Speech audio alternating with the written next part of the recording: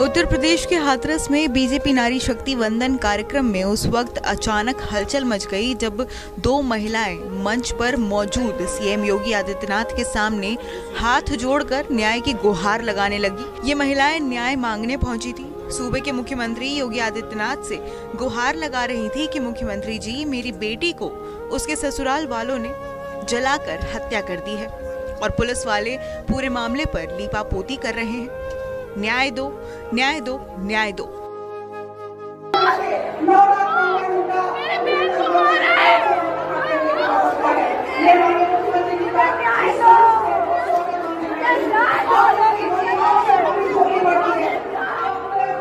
लेकिन महिला को न्याय नहीं मिला। बस मिले तो धक्के, तिरस्कार और अपमान, वो भी उस जगह पर जहां मुख्यमंत्री योगी आदित्यनाथ की सभा थी और सभा का नाम दिया गया था नारी शक्ति वंदन महिला सम्मेलन।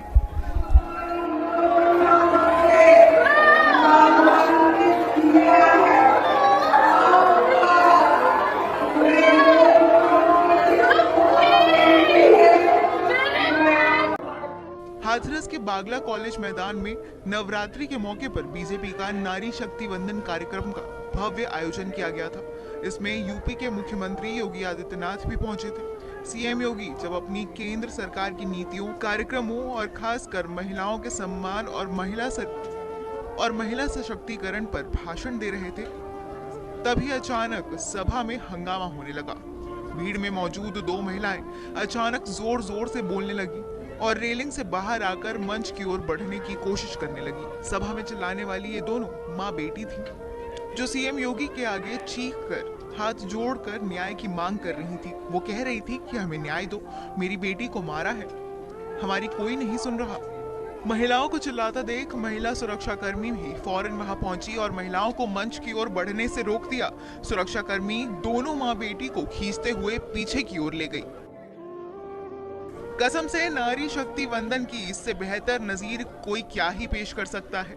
दोनों माँ बेटी ने बताया कि उनकी ससुराल वाले ने उनकी बेटी को जलाकर मार डाला है। हत्या के बाद से ही सास ससुर और पूरा परिवार भाग गया है। उन्होंने बताया कि उनकी गुहार कोई नहीं सुन रहा। दरअसल पिछले दिनों सिकंदराराव कस्बे की एक महिला प्रीति की दहेज के लिए हत्या कर दी गई थी। ये दोनों महिलाएं मृतका प्रीति की माँ और बहन थी, जिसके लिए न्याय मांगने वो आई थी। उन्होंने बताया कि 1 अक्टूबर को उनकी बेटी की हत्या हुई थी।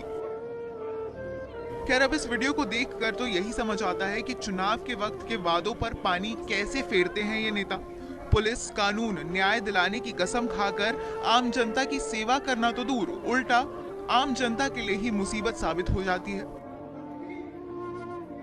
वीडियो में महिला ही एक महिला का दर्द नहीं समझ पा रही है। प्रोटोकॉल के नाम पर और नेता की सुरक्षा के नाम पर हम समझते हैं कि महिलाएं सीधे तरीके से भी सीएम से बात कर सकती थी, लेकिन क्या ये समझदारी पुलिस को नहीं थी कि इन महिलाओं की पीड़ा को समझे और कम से कम एक बार उनकी बात सीएम तक पहुंचा दी जाए? और अगर हंगामे की बात है तो क्या सीएम अपनी खोखली नीतियों को बताने में इतने मग्न थे कि उन्हें इन महिलाओं की गुहार सुनाई नहीं दी? सवाल कई, जवाब एक भी नहीं।